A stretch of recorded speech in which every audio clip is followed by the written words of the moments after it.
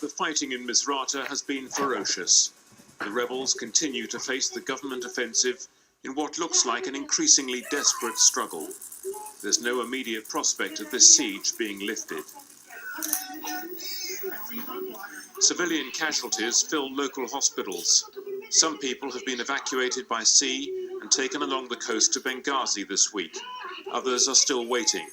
The medical staff in Misurata are hopelessly overstretched. We have a very hard time. We felt our heart is broken.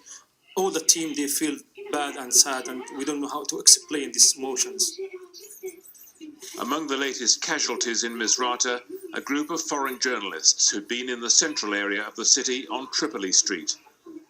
Tim Hetherington, a stills photographer and filmmaker, was killed.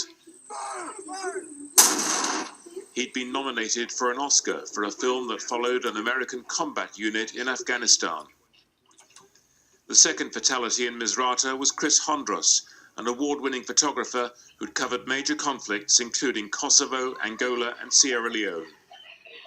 The Libyan government has expressed regret over the deaths. It's war, of course. People die from our side, from their side. People get caught in the middle.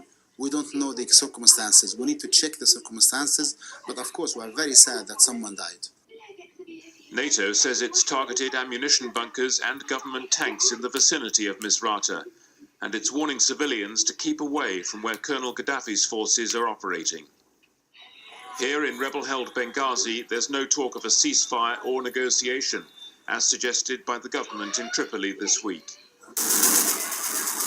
The opposition say they won't stop, but they're still largely dependent on what NATO does in the skies above Libya. Peter Biles, BBC News, Benghazi.